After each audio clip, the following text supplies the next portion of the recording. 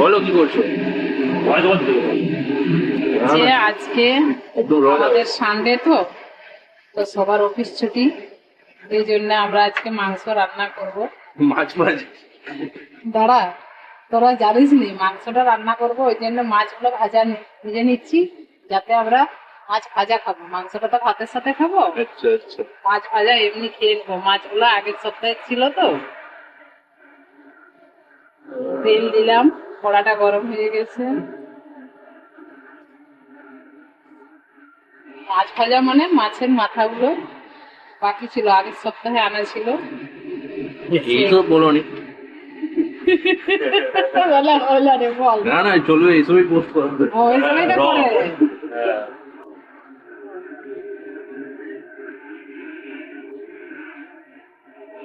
একটা ছেলে দেখি ওর মাকে হার পড়াচ্ছে, গয়না পড়াচ্ছে।